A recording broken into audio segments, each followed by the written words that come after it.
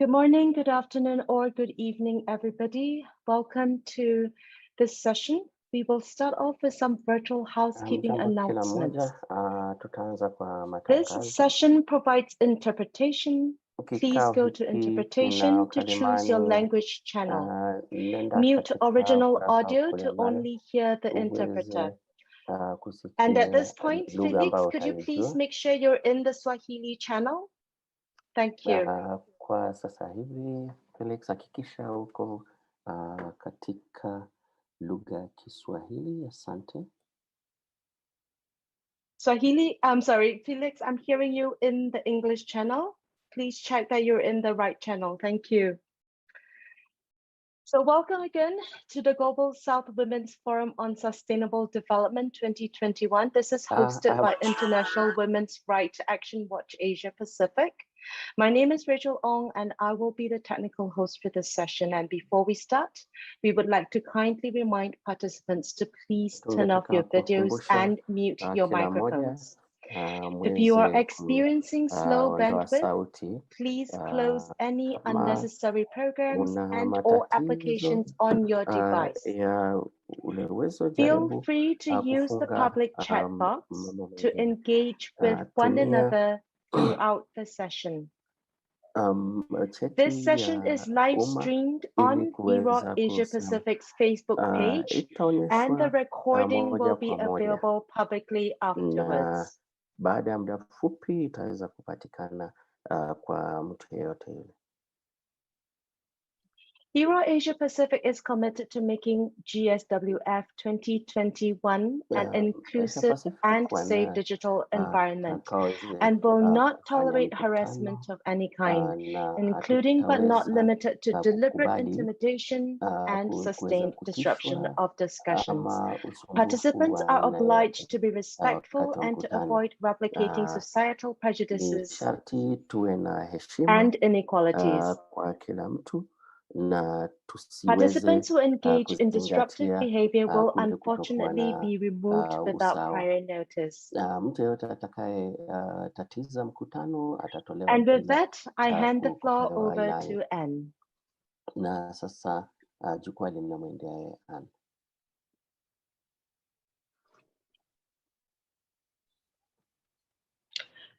Good morning, everyone. Thank you so much for joining us today. This session has been organized under the auspices of Amplifying Voices for Just Climate Action Program. The Amplifying Voices for Just Climate Action Program is being implemented by a consortium led by the Worldwide Fund for Nature, Netherlands, and other partners including South-South-North, Akina Mama wa Africa, Slum Dwellers International, Foundation Avina, and HIVOS under the Dutch Ministry of Foreign Affairs 5-year strategy plan, Power of Voices. The program aims to ensure that by 2025, local civil society and underrepresented groups will have taken on a central role as creators, facilitators, and advocates of innovative climate solutions. The inclusion is crucial for effective and lasting climate responses, and because of the climate crisis is also a society challenge with ethical and human rights aspects. The overall approach of the program is to work with civil society to build wide society support for local shaped climate change solutions through an inclusive and rights-based approach. This includes building a broad-based climate alliance of country-level, bridging divides, urban, rural, gender, youth, that amplifies voices in new, unusual ways. Akina Mama wa Africa brings to the consortium a recognized track record of feminist leadership development, feminist research and advocacy, and movement building to advance women's rights and gender equality for climate change transition. Hello, everyone. I hope everyone heard me, and that's just like a little introduction of Akina Mama wa Africa and what this whole session is about.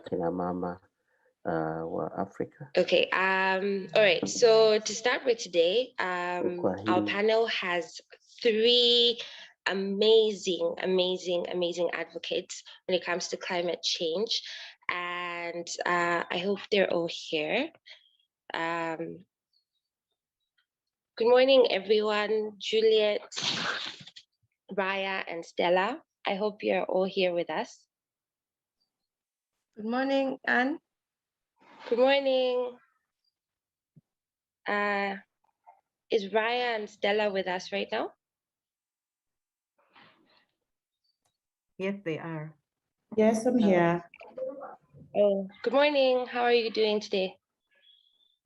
Very well, thank you. Is Raya with us? Okay. All right. So basically, to start with, we're going to start with Juliet. Juliet, could you please come on? Yes, I am here, Anne. Could you please just introduce yourself for us? Tell us a bit about what you do, where you're from, the work that you've done, and basically just how amazing you are and how you're trying to change the world when it comes to climate change. How amazing I am. Yeah, so I think my name is Juliet Nangamba. I'm based in Zambia. I work with Community Technology Development Trust, CTDT in short. I work as the programs manager, and I'm engaged a lot in other works around food and seed systems. Yeah, so I think the mandate for CTDT really is to ensure that communities, marginalized communities in the rural areas are meeting their food and nutrition security, as well as their seed and nutrition security. So to support this work, and we work with a lot of women, because women are they're the key custodians of seed, and they're the ones that are nurturing and ensuring they're feeding their households. So to really support this work, we've been involved in the conservation of biodiversity, ensuring that the local seed, the traditional seed or indigenous seed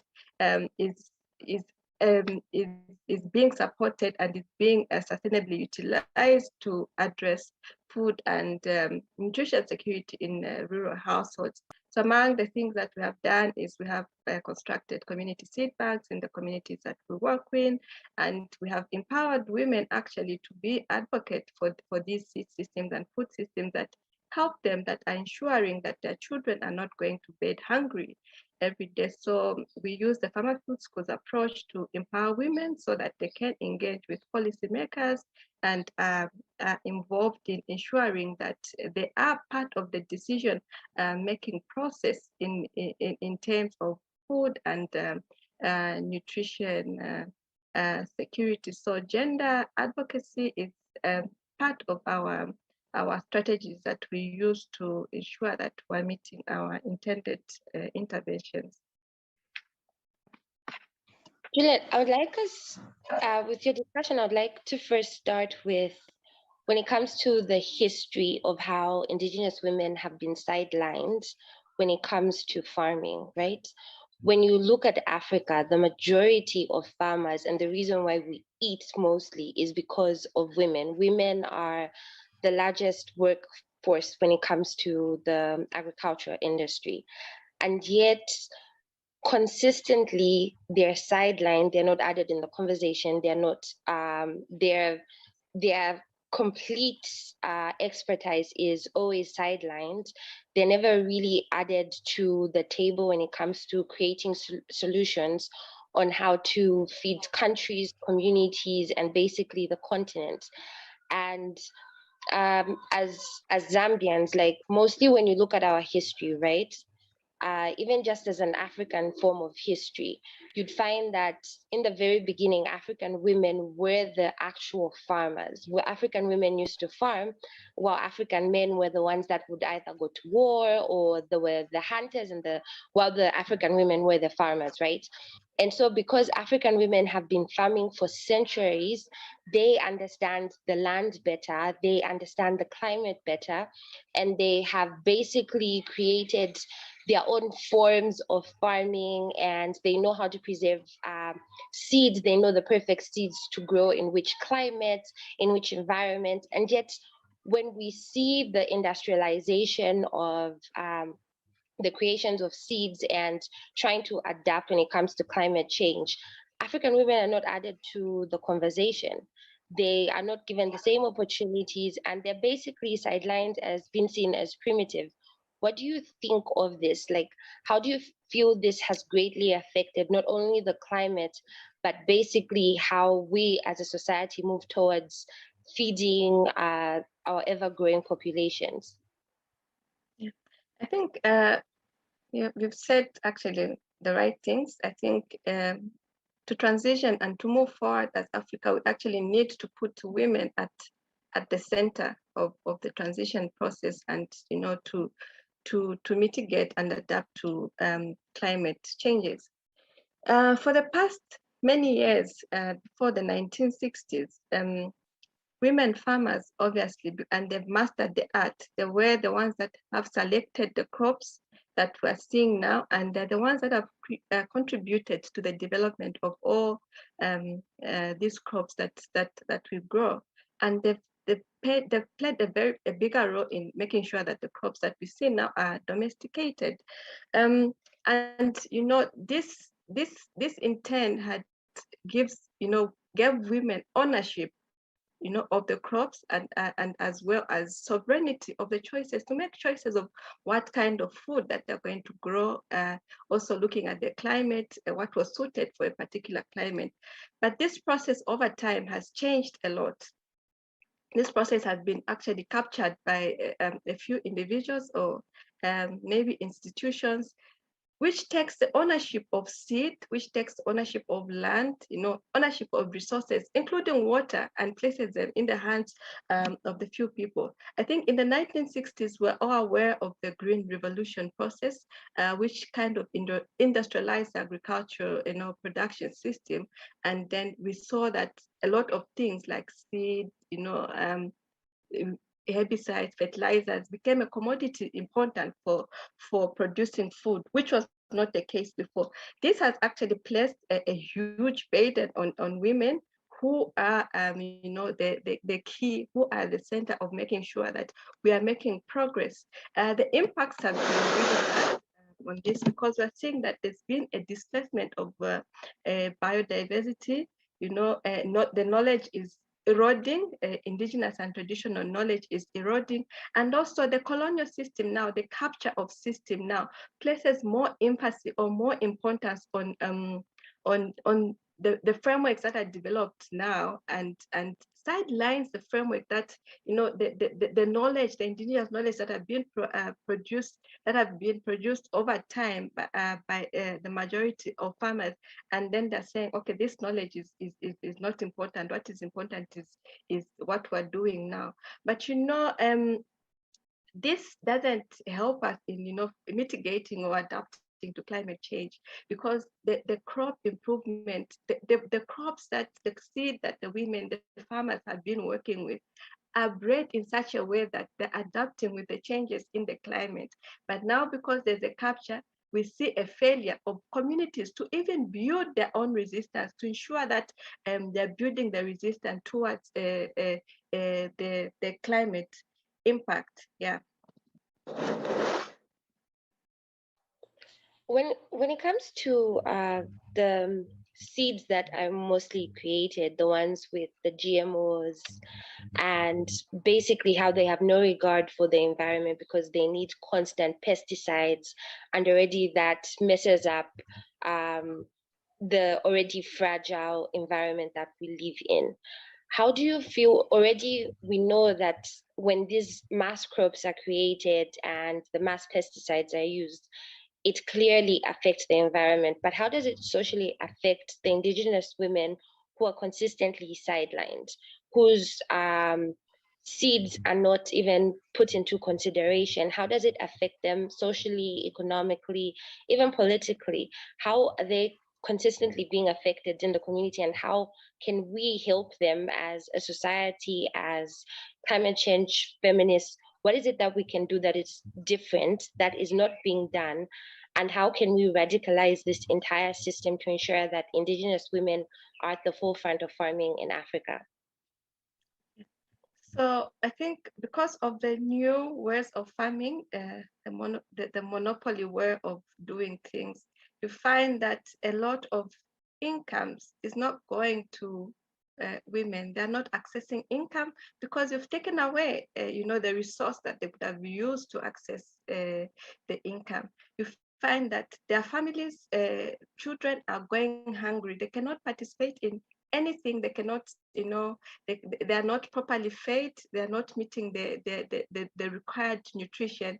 Hence, it's very difficult to even participate in any economic process, any social process, any developmental process, because nutrition and food and seed are key to ensure that livelihoods are being sustained. Without food, you are not sustaining livelihood. Without nutrition, you are not sustaining people's livelihoods. You are taking away the life of people to be engaged in any form of life living forms. What can we do differently? I'm happy that you've asked that question. I think we need to re-strategize. I think the first point of entry for us would be to empower the women who are in the communities. We need to build a movement of powerful women that can speak, that can stand for their rights, because they're the ones that are understanding the difficulties that they're going through in the communities that they're in. They're the ones that are understanding the complex system of when the seed is taken away from them, when the land is taken away from them, when the land is not properly cared for, when the water is contaminated because people are supporting use of herbicides, use of pesticides that leads to land contamination. They are the ones that understand, the ecosystem, the functions of the ecosystems. When we empower these women who already have the knowledge, then we'll find the answers that we are looking for. We need to engage more of the policy processes, ensuring that we're tracking that each and every policy that addresses food and nutrition security, that is addressing climate change, is placing women at the center. Women as number one, because they are connected to the ecosystem, they are connected to the land, they are connected to the water, they are connected to the earth. So to overcome the climate crisis, women need to be placed at the center.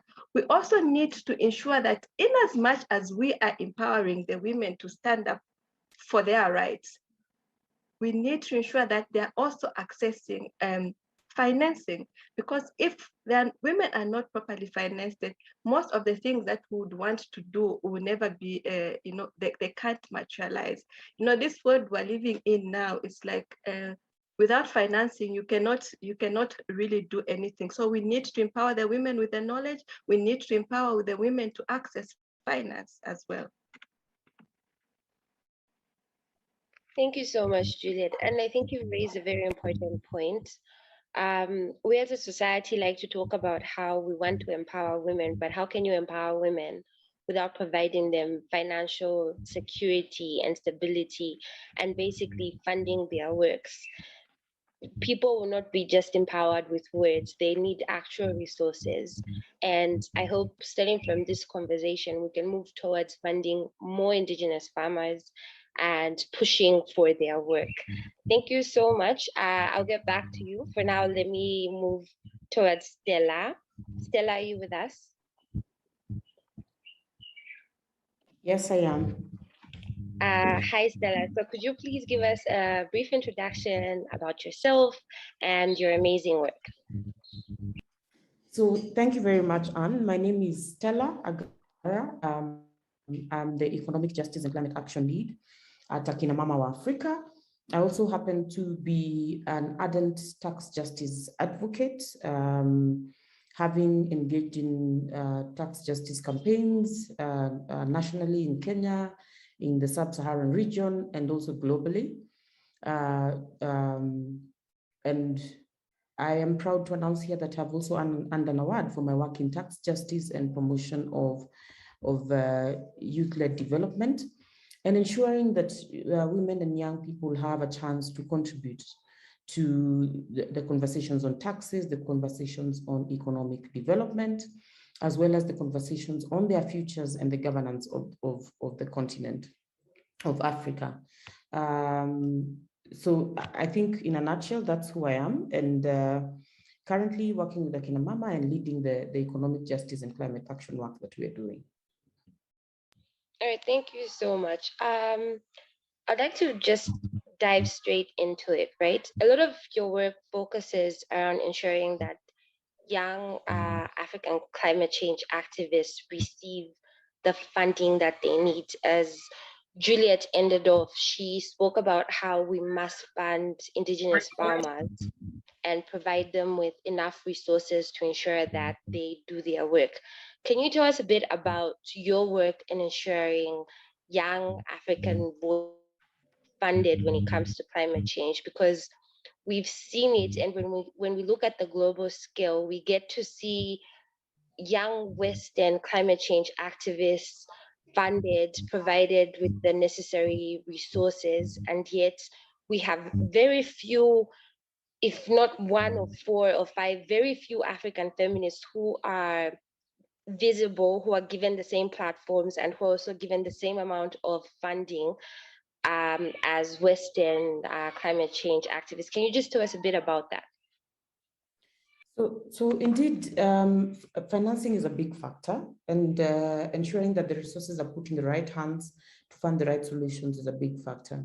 And you would be aware that most of the climate solutions that have been implemented so far, majority of them were geared towards benefiting a sector of our society that is already privileged. The focus of a lot of those fundings is in supporting corporates to survive and have some level of resilience to the climate situation that we find ourselves in. The focus is in ensuring that governments look like they're doing something about climate justice, but in the end, the most vulnerable people, the people who suffer the most from the effects of climate change, do not actually get to have their issues addressed. This matter of climate justice is extremely interconnected to the matter of economic justice, because when you deny women and youth access to the opportunities to get resources to do business, to get resources to sustain their livelihoods, you're basically saying they will not even have a say in their own lives. And I think Juliet actually highlighted that. So one of the things that we must, as a people, begin thinking about is ways in which we shall provide alternatives to the existing models of addressing climate justice, the existing models of addressing economic justice. And the first thing is to ensure that we are looking at these matters as being very interconnected. Economic justice and climate justice are very, very interconnected. The factors of trade being affected by climate justice indeed are factors of trade that actually contribute the most to economies around the world. And so that is something that first needs to be considered. What are some of the things that could be done to to strengthen social inclusion in policy and financing processes, and especially in promoting or securing feminist and just climate transitions? I think one of the things that must be done urgently is the idea of communicating this message that women, youth, people with disability, gender expansive groups have a special experience of the economic injustices and the climate injustices that are taking place in the world, and that we cannot continue being lied to, that the solutions being offered at a macro level are actually addressing the problems that these groups face at the grassroots level. So communicating or advancing feminist agendas is a critical part of this conversation. We need to speak truth to power. We need to tell them that we have noticed the direction where the resources are going, and that we know they're not benefiting women, they're not benefiting young people, they're not benefiting people with disability. They're not benefiting the groups of people who are highly, highly affected by the problems of climate justice. We should also boldly speak to transnationals who come in with a lot of resources that they use to manipulate our governments and eventually be allowed to do anything that they want in our environments, including destroying the natural resources. Sometimes, in cases such as Zambia, we have had, and even Kenya, we've had situations where they fence out natural resources so that the communities no longer have access to a natural resource that was originally theirs. So speaking truth to them, only then shall we have a society where when those businesses come in, they also get to speak to the women who fetch water from those water resources that they manage to fence, speak to the communities that benefit from the forest that they manage to begin to deplete when they come into our countries, and have a similar conversation about every other sector of investment, including the extractive sector, where we've seen situations like in the Niger Delta, where women until today are giving birth to children who will continue to be poisoned because nobody bothered to consult them or check the facts about how or the effects that kind of oil spillage would have on them. The second thing that needs to happen is that we need to mobilize solidarity action. So this is amongst the women, and not just the women, but the women, the youth, people with disability, gender expansive people. We need to recognize that these people have a special struggle and their solidarity will benefit them more than them working in the silos of themselves. Gender justice covers all of these groups and their interests in the economy, their interests in climate justice, and we need to start having that conversation that we highlight some of those issues. Number three, we need to build knowledge. And you'd be aware that some of the conversations that we're having on climate justice, on economic justice are quite complex, are held at a very high level. Sometimes the figures that we talk about in terms of financing are quite huge. And so when you come to the community and you're telling them about several billion USD, they are wondering whether that amount of money actually exists in this world because they have never touched it in their hands. How do we start breaking down that conversation so that the women understand that when you say financing for water resource management to the tune of 16 billion USD, they know that 16 billion is equivalent to this number of taps. It's equivalent to this number of wells, it's equivalent to this number of boreholes. That way, they begin to internalize the big figures. Because one of the mistakes that is happening is that the elite in this conversation are happy to keep the conversation that high so that they don't get the pushback from women, from youth, from people with disability. And we must commit ourselves to bring that conversation down to that level. The other thing that we must do is to break down some of the issues that have brought us here. We must break down and make and enable our constituency to understand neocolonialism. We must break it down and enable them to understand colonialism and the impact it had on our economic development, the impact it still has in the negotiations on our climate justice right now, and especially the kind of manipulation that is already ongoing, even concerning climate justice, that certain jurisdictions in this world, in the global south, are experiencing the biggest brunt of climate justice, but we have people who can irresponsibly deny the climate change situation, yet they know too well that there's something happening. So making sure that then we target conversations to break down and expose and demystify corporate power, demystify the extractivism that is ongoing through corporate power, demystify neocolonialism, and demystify all the other systems, oppressive systems that have been set up by capitalists to continue to oppress women, youth, and people with disability. Further to this, I think there's need for us to contribute to knowledge, and that would mean investing heavily in research. Part of our campaigns in demanding for better investment in research requires that we demand for more resources to build knowledge that can be consumed comfortably by women, knowledge that women can be packaged in ways that they will reach women in the rural areas, but they do not have to go and start searching in a website to find a report about the climate situation in their environment, but knowledge that can actually be able to use to even begin developing resilient solutions to their problems. But for me, the biggest part of this conversation that I'm extremely passionate about is tapping into Indigenous knowledge. tapping into local knowledge. We, especially as a continent of Africa, have had solutions we have had solutions that have helped us to manage forests resources. There's a request that you just speak slowly so that the interpreters can easily interpret your words. I saw the message in the chat room. It's actually one of the weaknesses that I have. I speak very fast and I should have given the warning when I started. But I was saying one of the issues in terms of building knowledge that I'm extremely passionate about is tapping into local knowledge to solve the problems that are arising currently on climate change. Tapping into indigenous knowledge to manage the climate change situation. And you would know that in Africa, for example, we have had solutions offered by the communities living in our continent that would manage the natural resources, ensure that the water table is protected, ensure that there's not too much destruction of forests. And these rules have worked for us for a very long time until industrialization happened. We did not manage industrialization in a manner that accommodates indigenous knowledge. We did not manage it in a manner that accommodates local knowledge.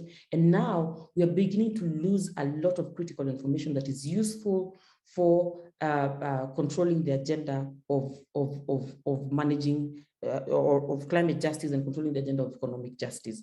We have managed to deplete some of the useful trees that we are using to develop medication, and we continue to waste spaces, we continue to destroy forests and build cement cities, even having noticed what effect it has had in the developed world as far as those actions are concerned.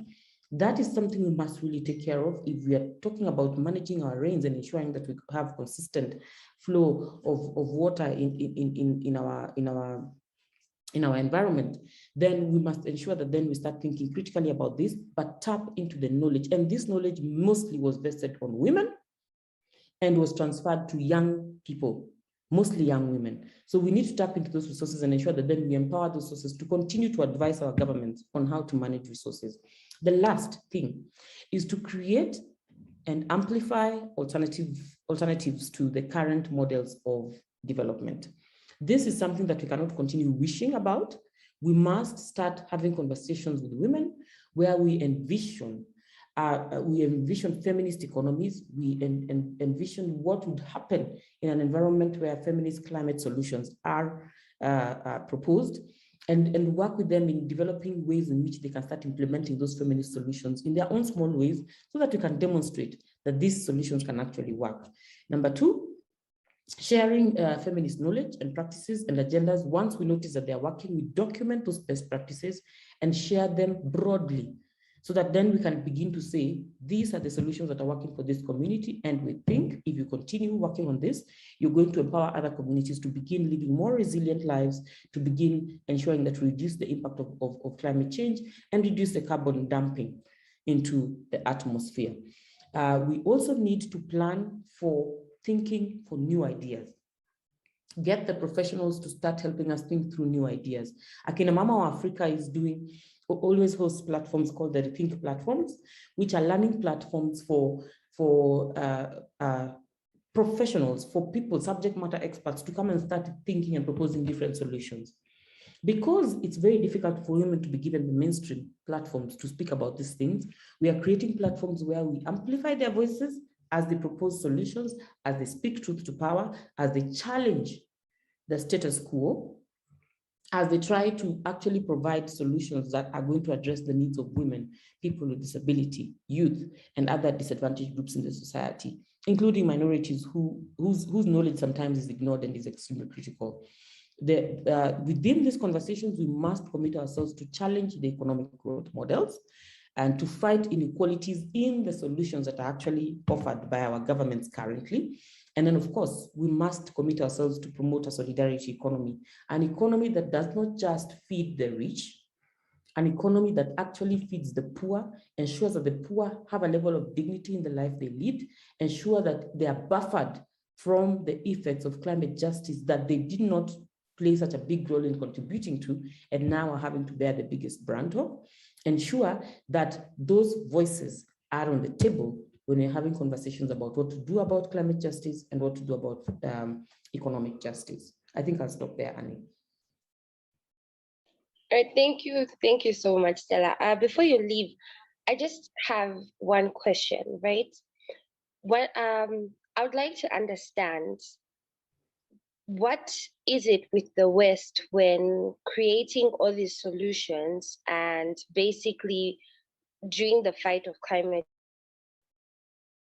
continue to sideline Black African voices? Is it that they because they feel they know better than us? Or I would like to backtrack to the podcast that Akina Mama is going to play. In it, they interview Ruth Nyambura, and she says something very important where she's like, people have to understand that when it comes to colonialism, not only did it come to kill the indigenous way of living, but it almost came to erase indigenous people. So do you feel it's the same thing going on where they are erasing African people? They do not want our solutions on the table because they do not envision a world where we exist anymore?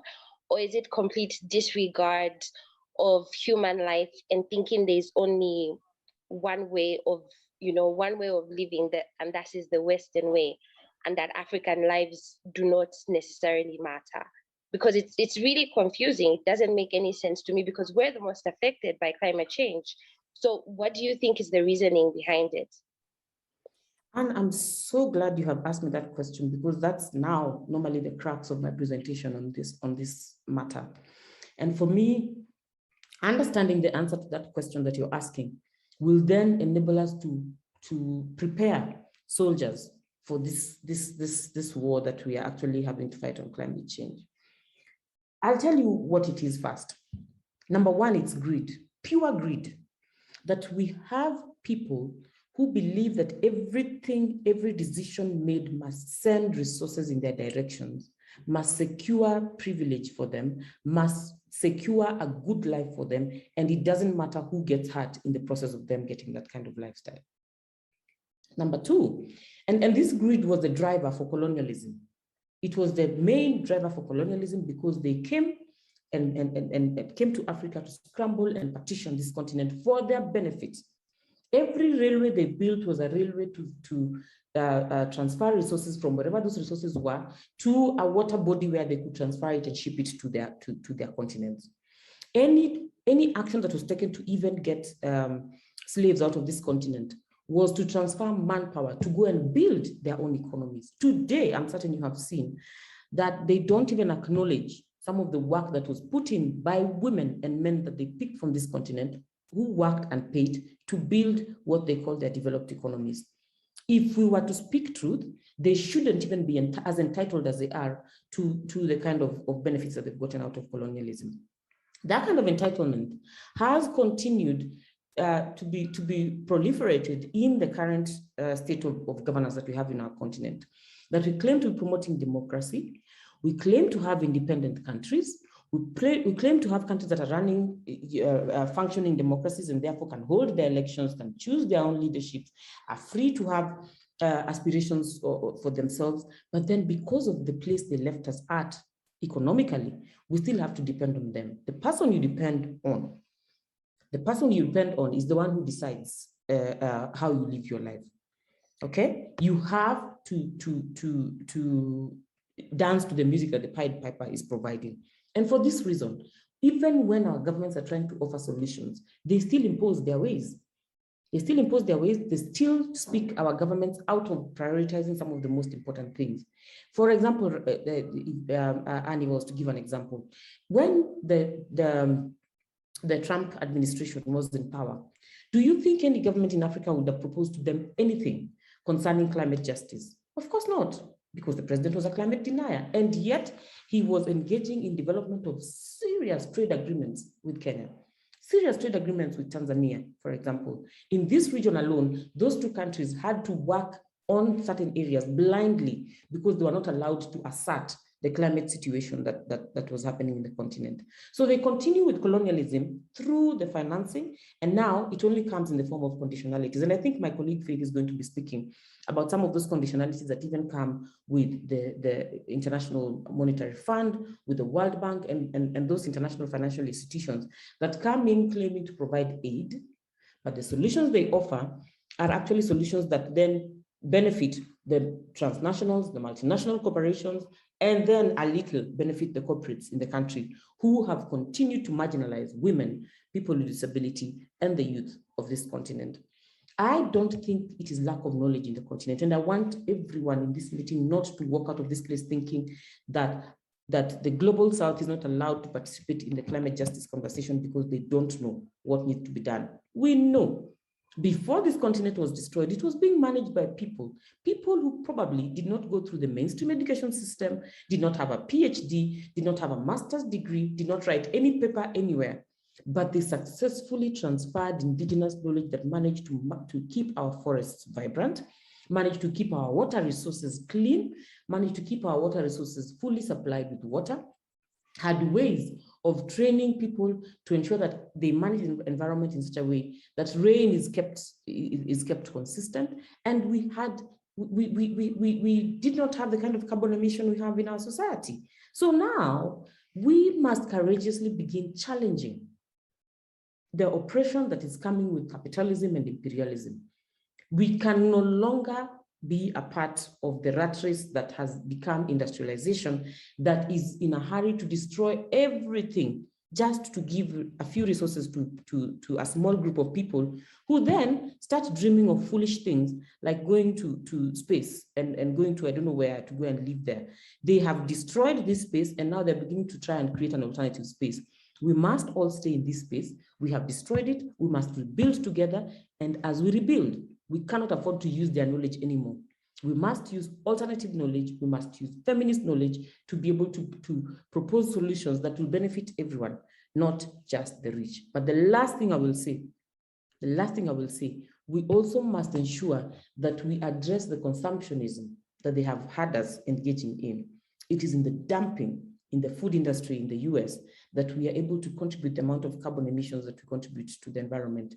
We are now being brought to a place where we also have started that kind of consumptionism, that we have fast food shops that keep dumping food every day.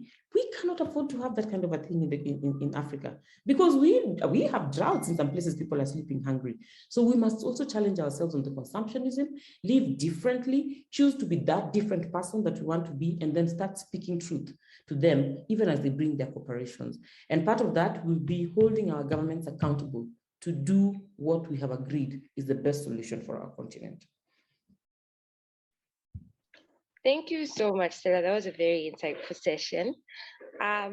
Next up, Raya, I hope you're on. Is Raya with us? I think I saw her.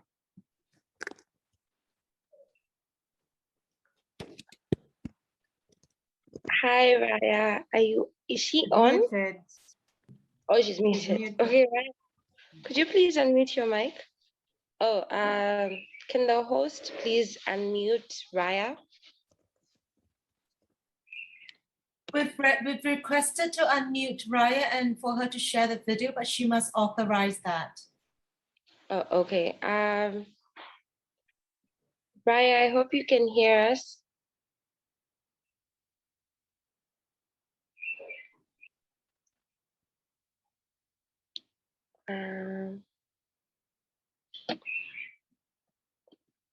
Hello, Raya.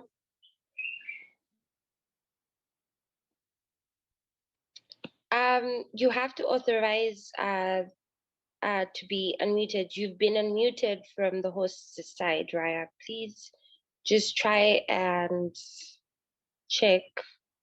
You've been given permission.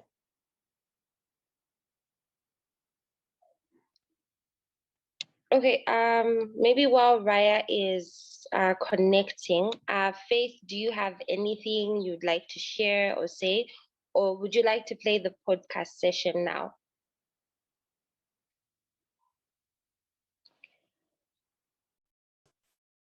So I will play the podcast now while Raya tries to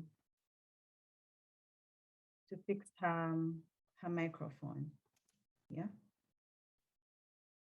Okay. So this is a podcast that we that Akina Mama or Africa recorded together with one of the feminists on the African continent, who also calls herself an eco-feminist. And she basically shares, it's a conversation that's happening between two feminists, and the eco-feminist Ruth Nyambura is basically sharing her insights on the climate crisis. So we've just picked out a small section that we thought we could play during this session to just help you understand from an African perspective how we view the climate crisis and how we think the climate crisis needs to be addressed. Yeah, enjoy. Insight into the climate crisis as it stands currently and an African case that comes to mind. All right, so one of the things when we talk about, I'm always conflicted when I'm asked that question, because if you Google climate change or the climate crisis in Africa, it sort of follows the same old, poverty porn trajectory of people dying, people starving and whatnot. So it's always like, okay, which is actually true that, we are a continent that contributed least in terms of greenhouse gas emissions, contributed least in terms of causing the climate crisis. But not only are we suffering the worst effects at the moment, at present, the worst impacts of the climate crisis, but it is well known, well documented, well researched that we will suffer the most, in terms of the impacts of the climate crisis. Of course, Africa, when you think about Africa and our own legacies of colonialism, when you think about neoliberal globalization, we have so much in common with, the rest of the global South, be it Latin America, be it Asia, right? Which are also spaces in which, these are people who also contributed the least in terms of the climate crisis, but find themselves not only in the midst of a crisis, but also within a global framework that refuses to address the structural causes of the climate crisis and continues to outsource the so-called solutions to them. So that is true. That is one aspect of it in terms of this is a continent that is experiencing and will experience the most devastating impacts of the climate crisis in its entirety. Right. I mean, think about, for example, that, how agriculture is such a, is one of the biggest employers, continues to be one of the biggest employers on this continent. Very many countries still rely on agriculture for employment, but also in terms of food. Right. Especially, smallholder farmers, the work of pastoralists, the work of small fisher folk. Right. Majority of the people in particular countries still rely on, these sources of food, right? And when you think about agriculture specifically, most of the agriculture in Africa is rain-fed, relies on rain, right? And with the changing patterns of the weather, it's becoming more and more unpredictable, right? To predict when the rain is coming. And even when that prediction is possible, the quantities are less and less. So when you'd have, for example, 2-3 weeks of, rain, falling, right? When farmers would wait for 2-3 weeks or so, or a month, or a full season of rain or rainy season, the seasons are shorter, sometimes also are longer, right? Leading to the destruction of food crops. And we've witnessed this in Kenya over the last few years in terms of our long rainy season. Right, which we've just come out of, when it rains so much that crops are destroyed, but also people's lives, people's livelihoods are destroyed. People are killed. There are landslides, houses are destroyed. So there's so much when you think about that, the uncertainty, around the changing weather patterns, the changing climate, then you begin to see the devastation both in rural areas, but also in urban areas. So I'd say that in a nutshell, it's both of these things. It's definitely, there's a crisis happening, right? But at the same time, it's important to put that crisis in perspective, that this is not, the structural causes of this crisis are not because of the people of Africa, right? So it's important to keep that in mind. Right. You've talked about that the effects of the climate crisis, but how specifically does climate change affect women and minority groups? So when we think about women, you think about it, we live in it. No, when you think about it, this is a fact. We live in a patriarchal world. I mean, just to mention, for example, questions of power, right? When you think about women, and women, for example, women are not a minority. In most countries you go to, you find that women are actually in terms they're not a minority in terms of their numbers, for example, but they're minoritized when you think about questions of power. Right. When you think about patriarchy, they become a minority. Mm-hmm. But in terms of their contributions to society, when you think about their numbers, they're actually not a minority, right? So when you think about, specifically when it comes to climate change, and I want to think about, agriculture, for example, on this continent, especially smallholder peasant agriculture, which is largely done by women. So basically, African women feed us.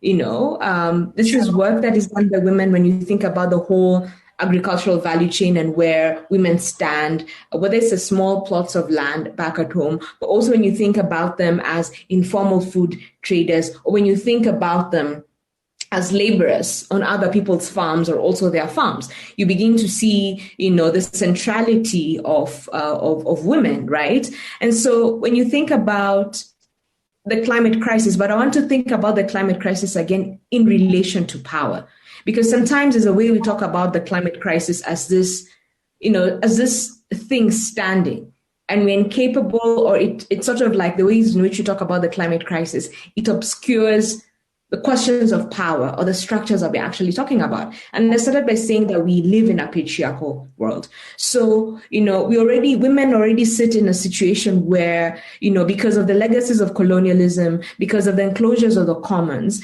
because of the privatization of land. So all these legacies, have meant that, women are able to access less and less pieces or parcels of land, whether to farm, whether to do whatever they need to do. So they're already coming into the climate crisis, finds them, in a very particular situation around patriarchal male-mediated access to land or natural resources, if you're going to open it up. So the climate crisis exacerbates already existing inequalities. Right. And patriarchal configurations, for example, around natural resources, around the ways in which women and minority groups, whether it's queer, trans people, people living with disabilities, old people, for example, Indigenous people, right, who are not just minoritized in particular ways, but the legacies, they're not just living the legacies of colonialism, right? But also still, African governments still deal and treat Indigenous people in very similar ways to the ways in which colonial governments treat Indigenous people. So that's what I would say, that the climate crisis, when it comes to agriculture, I've made it very clear, but that the climate crisis is exacerbating and transforming, inequalities and marginalization for women and minority groups on this continent. And that is the danger, right? That we're not just going through a crisis that in itself is destructive, totally destructive and totally dangerous, but that it's already transforming existing inequalities like patriarchy, in particularly horrible ways. So it's facing a crisis, but facing a crisis that, has its own head and tail and shoulders and whatnot, and whatever it latches onto, it destroys. And those already on the front lines of the crisis, those already who are experiencing particular intersecting marginalizations like women and minorities, right, end up experiencing the worst impacts of the climate crisis simply because of their, of their location in society. Right. All right, thank you very much. I'll hand over to you, Anne. Thank you, Faith. Honestly, I hope you can share the link of that podcast that everyone else can listen to it. Ruth is an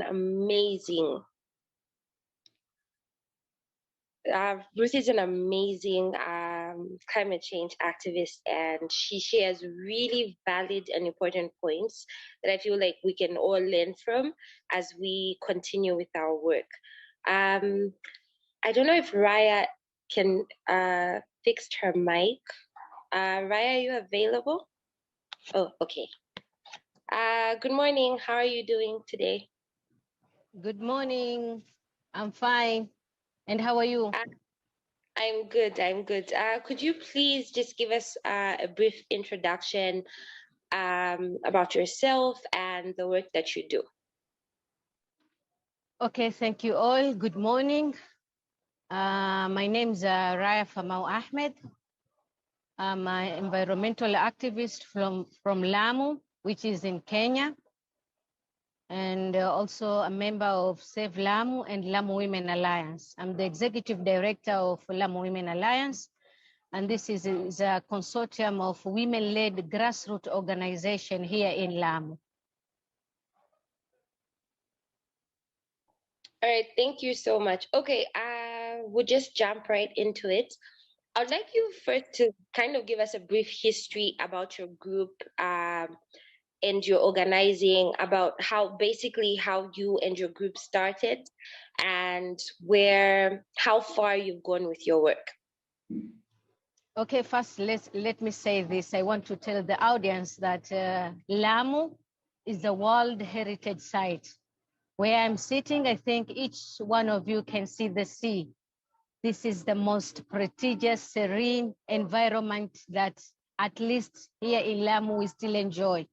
So Lamu is a World Heritage Site. And there are many things that our forefathers have been preserving for centuries. The language, the religion, the culture, the environment, how we build our boats, how we build our houses, and everything. Then historically, Lamu has been marginalized. Governments come and go, and there's no single development in Lamu until recently, where our government decided that they want to do two major projects. One of them is LAPSET. I think all of you know about LAPSET.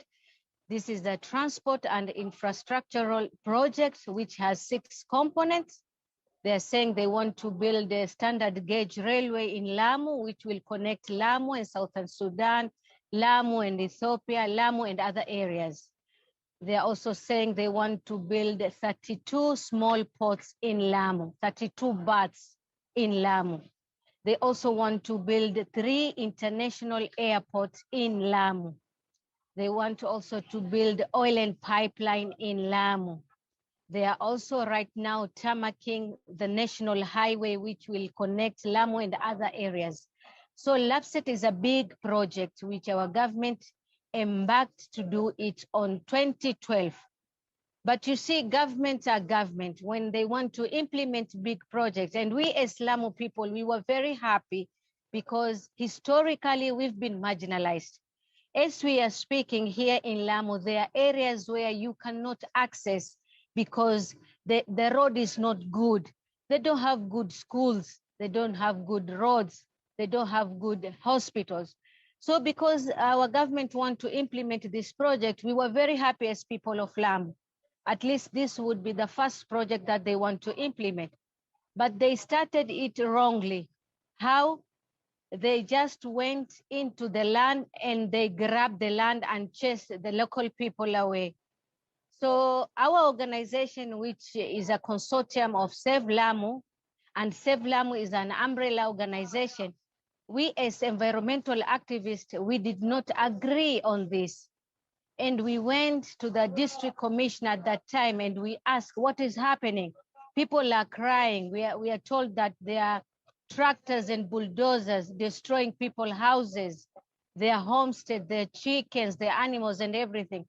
Then the representative of the government told us, that's when they told us that, okay, we have earmarked that place that we want to implement the LAPSET project.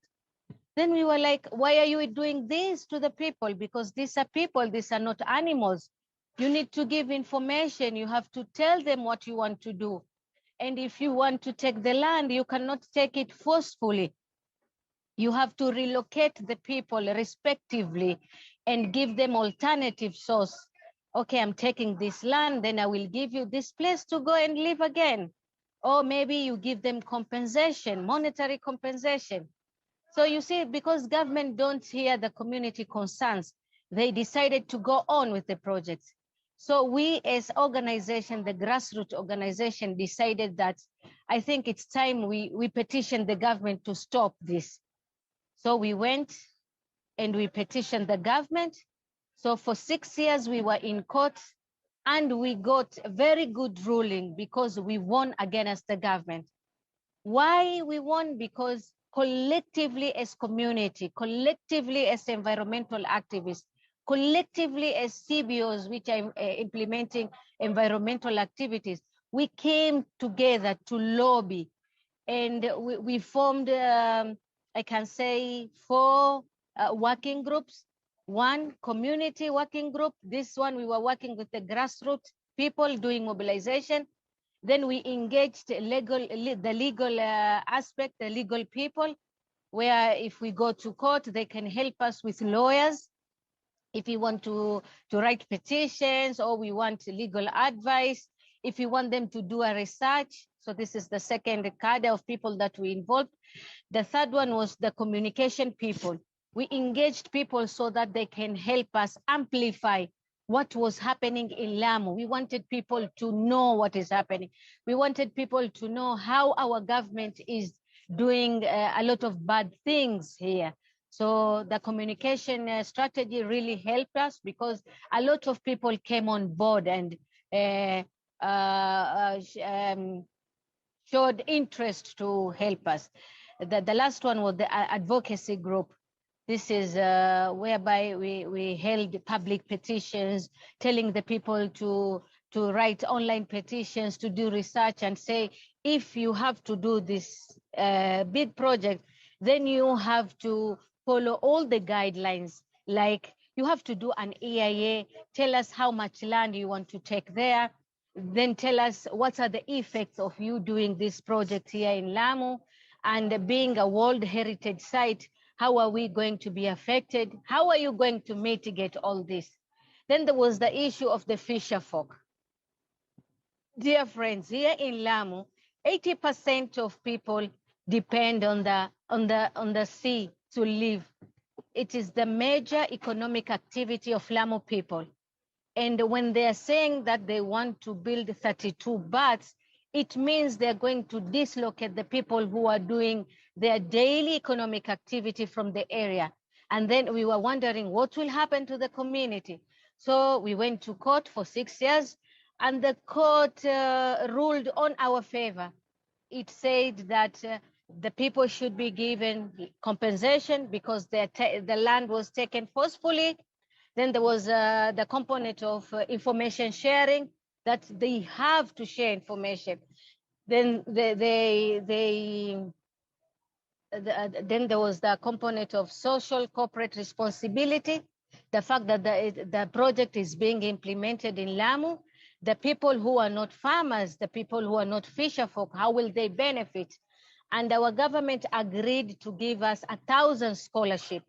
They said we give them names of our children, they take them to colleges and university and prepare them so that when the port is ready, they will go back and being employed there. And the last one was the fisher folk compensation. This one is still ongoing because the government refused to give compensation. And up to now, we are in court and we are really struggling for them to get the compensation. Then while we are in court, another project came on top of this. This was the coal power plant project. And we were like, no, no, no, this one we will not allow, because everybody in the world is phasing out from coal power plants. Then you hear Kenya government want to implement a coal power plant project in Lamu, which is a World Heritage Site.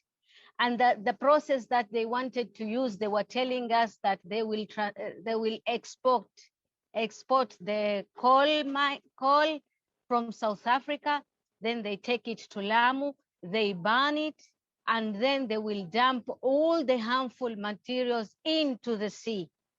And we as Lamu people see the sea as the heart of Lamu people, the paradise of Lamu people. So because of this, we started again engaging the government. We did one-on-one advocacy. We went to the grassroots and tell the people, okay, we as Lamu people, we want development, but sustainable development. We cannot allow you guys to sit and stay silent and leave our government to come and implement a project where by the end of the day, it is going to kill all the people, all the generation of Lamu people. So we petitioned, we wrote petitions, we went to the TVs, we went to the radios, we did a lot of demonstrations, but the government was not still listening. And we decided again, now we are going to the Environment Court Tribunal. So we petitioned again the government, and I was one of the petitioner, and involvement of women was very crucial, because there's a very strong relationship between environment and women. Women are the custodian of this environment. They are the caretakers. They're everything. Women are nature. Even the earth is called, it has a she name. So we said, we as women, we cannot stay silent and let corporate come and destroy the environment, because when you destroy the environment, you destroy women. They will be displaced, there will be lack of crop production, and all the effects of environmental degradation affects directly the women. So we said, no, we will go to court. And I was appointed as one of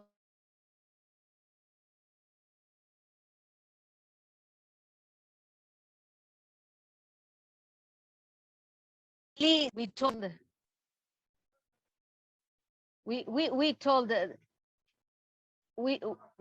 the judges that please don't allow this project to come. If it is a must that you have to implement, because the project would cost 200 billion Kenya shillings, then we told them we want sustainable projects. Don't bring project, don't sacrifice your people in courts of doing development. You get profit and you kill your own people. So if it is a must that you have to do a project in Lamu, then look for an alternative source of project and do. Like if you want to generate electricity, it is not a must to use coal, because everyone is phasing out from coal. And there's a lot of environmental degradation when you use coal. So we told them, why don't you use the sea? As you can see, we have a pristine sea. Maybe you can use the sun and implement a solar panel project. You can use the wind to implement a wind project. If you have money, you can even do a nuclear project. But with coal, that one will not allow. So we brought a lot of experts from other people, that expert from the sea, expert from air, people who are experts for the land issues. They came, they testified. The court case went on for 3 years, and we thank God that we as community won again. And the license, as we were all doing this, our government went ahead and issued the license, telling the company that just go on, just leave the riots alone. They're just shouting for nothing. So when we won the case, the license was canceled. and they were told that they have to do another EIA, and they have also to involve the people, because it is enshrined in our constitution, the component of public participation. You cannot just go in a place and do what you want. So I think that's what I can share with you. Raya, like, your work is amazing. I'm honestly floored. Everything you've said, honestly, literally brought tears to my eyes. I am so happy that you and your team worked so hard to organize and fight the government and fight these corporations, because what people don't understand, and mostly, is that our governments are extremely greedy, in the sense that when they say they're bringing development, they're actually just pocketing money for themselves, because we've seen it with different governments from around the world. I'll give an example of Zambia, right? In Zambia, we have I think it's the largest man-made lake in Zambia, which is Lake Kariba. It was created in the 50s. And when it was made, what had happened was that they didn't consult the locals. The locals literally refused, because they lived in the locals refused.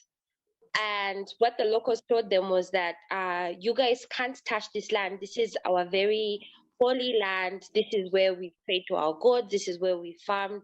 But they didn't listen. They went and created the dam. And sure enough, it does produce hydroelectricity for the rest of the country. And yet, when you go in that area, which is Siavonga, you'd find people were chased away from their homes, and they live in hills with homes that are constantly breaking. There's no development. These people have no jobs. They have the same schools they've had for over 50 years. People are suffering.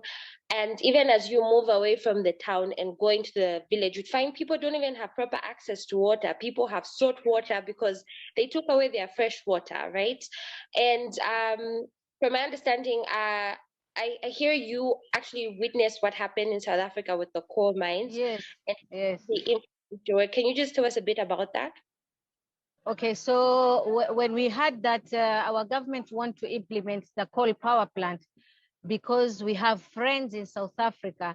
There's a group called Ground Earth, which invited us to go and witness the destruction of coal mines and coal power plant.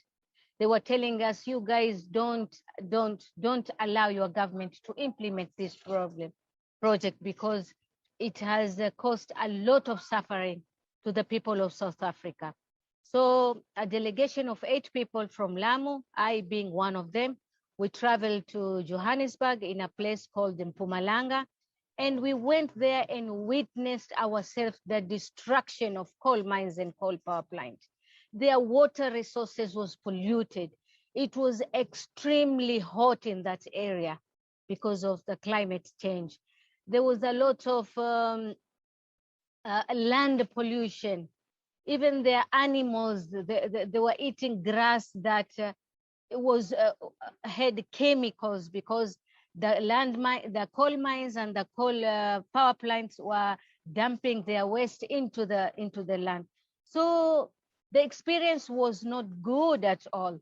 And there's also these lies that the corporate companies come and tell you, you know, that you will get cheaper electricity. We are going to build good schools here. We are going to build hospitals. And these are all lies, because when we went to South Africa, there was none. Actually, there were houses and schools nearby the coal mines, and all of them were broken down because of the combustion and the force that comes from burning the coal. So we came back and we went to the grassroots areas, and we told our people that this is not a good project. Our government should not continue. We called the politicians and we told them, please stop this project, but they refused. We traveled to Zimbabwe. We went to Zimbabwe. I had a privilege to go to Germany, because Germany has one of the largest coal mining industry. And I'm really surprised at this time having a coal mine in Germany. So what I witnessed there wasn't good. So we did a lot of advocacy. One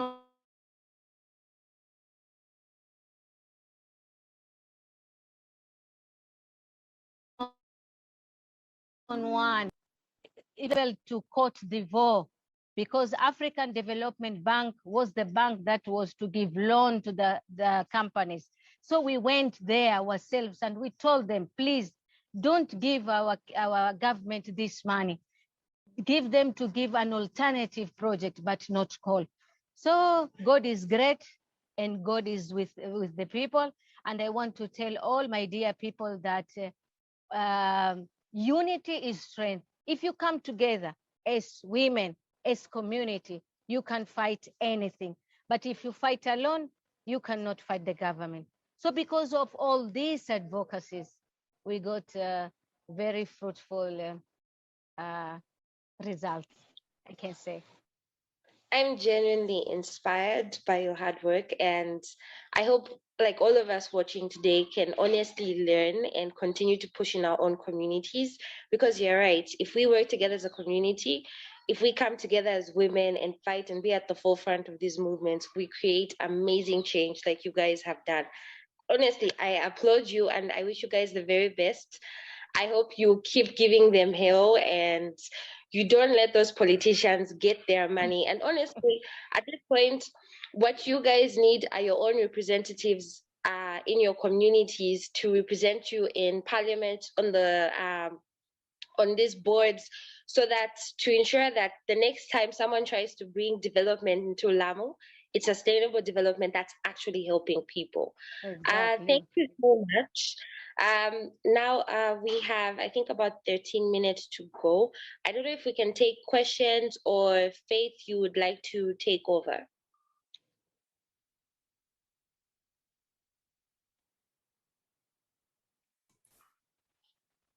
I think we can take any questions. Okay. Or comments from the audience.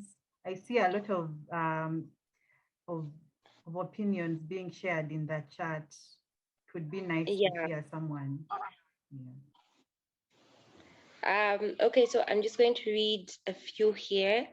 Chimamwe says, Raya, inspiring collective action, solidarity, and collective effort is key to environmental justice, which is so true, honestly. Like Raya said, you can't achieve anything on your own. Stella says, I love it, Raya. The emphasis that our predecessors have been preserving how the natural resources are managed. And that's so true, because we ourselves have worked hard as Indigenous people. Our ancestors literally worked hard to ensure that our communities are kept safe. And yet this very capitalist and our greedy representatives literally have no care. Someone else also says, women leaders are powerhouses, Raya leading the necessary action to save Lamu. Honestly, it's extremely inspiring. I am inspired at this point. I feel like I also want to go and join whichever group in my community is trying to fight this form of mass destruction on the land and just do what Raya and her community did. I don't know if there are any questions, but there's so much solidarity coming on. I think maybe we'll end here because we have like a few more minutes. But thank you so much to everyone that participated. The panelists, thank you so much. I don't know if you guys have any last words to say. I'll start with Juliet, then Stella can go on and Raya can end.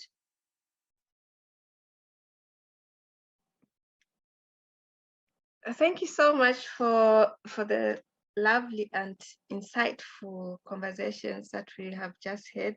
But maybe I really want to echo what Stella was talking about, and I think this is something that Raya was saying in her discussion, that, you know, there's so much we need to actually bring in light the Indigenous knowledge that we already have.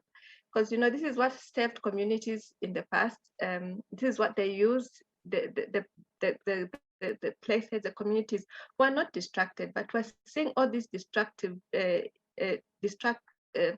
we are seeing all this distraction because of the new knowledge that is being there, or what we're terming as development. And we have really shunned away from what was existing, what we knew, what protected the earth, what protected the land, what ensured that people had food, what ensured that people had adequate seeds to plant. And this is the indigenous knowledge. We really need to bring that into light. In as much as we're going to go into research and scientific research, we need to co-create knowledge. We need to bring the scientific knowledge and the indigenous knowledge in one space. I think that gap really needs to be tackled.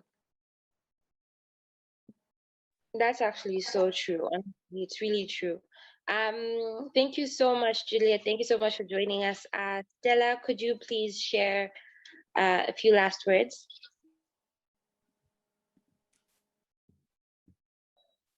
I'm unable to start my video, so I'll continue speaking, irrespective. And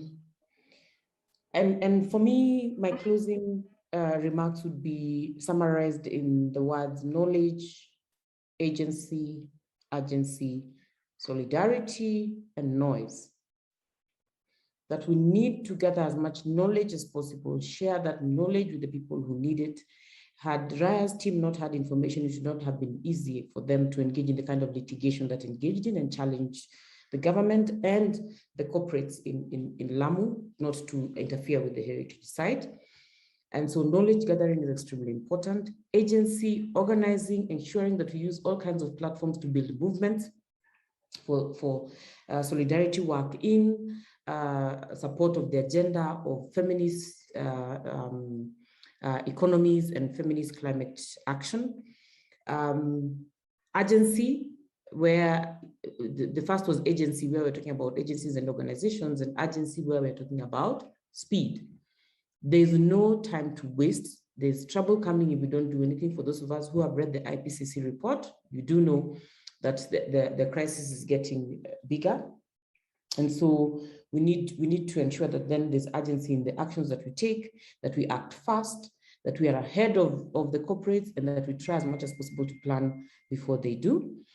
Solidarity, ensuring that we work together, we collaborate. I like the idea of solidarity even across borders, to ensure that then we are learning from each other's initiatives, we're supporting each other, and if it means making noise throughout the continent of Africa and the global South about some of the oppressions that we are having, then let's do it. Let it be so loud that the corporates have no option but to listen. And finally, noise. If we shut our mouths, we shall live with our troubles. If we shut our mouths, we shall continue to be oppressed. So we must make sufficient noise about everything we know. The little you know, make sure that you use every single outlet to communicate it and demand for action. And that way, we shall be able to get certain change for ourselves and strengthen this social inclusion in policy and financing processes in the global South. Having said that, I really appreciate the good conversations that you have had from my fellow speakers and everyone else who has had a chance to make a contribution in the chat room. That has made for very rich conversations, and this day will be archived as one of those days when we change the trajectory of economic financing for climate justice and feminist economics in the coming future. Thank you, Anne, for the good job of hosting us as well. Thank you so much, Stella. And you are so right. It reminds me of that quote that says, speak up even if your voice shakes, Both they'll accuse you and say you enjoyed the oppression. Raya, could you please finish off and with like a few words?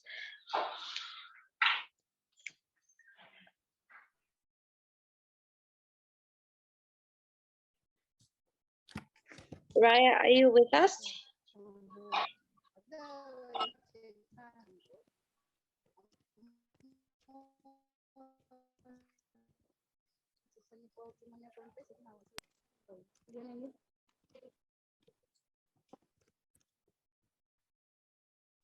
I don't know if Raya can join us, but maybe she's having problems with her mic. You wanted me to speak? Sorry. Yes, I just wanted you to share a few last words. A few last words. Maybe let me take this opportunity to thank AMWA and all the stakeholders who have made this fruitful activity, bringing women on board to share their experiences. and how we can foster our way together. One thing that I can say, we have to stand for one another. We as women not need to keep quiet and let our government destroy the environment, because we are the environment. So we have to help one another, and you can't say that, oh, this is Kenya, I can't help. This is Uganda, I can't help. This is Malaysia. Women are women. Environment is environment. All the children are ours. So we have to stand together strong, united and together. Thank you all. Thank you so much. Thank you so much to all the speakers. Thank you so much to Amwa and everyone who's participated. Honestly, I don't know about you, but I feel so educated in this moment. I prefer being in spaces where Black African women get to speak, because I've always said, if you want to learn, listen to a Black African woman and she will tell you everything you need to learn. Whereas if you hear a man speak, he will repeat everything you just taught him. So I am honestly amazed, and I am extremely grateful for being given this chance to listen to your amazing women. And I hope we continue to shake the world and create impactful change. I will pass it on to our host now. Thank you so much for everyone for joining.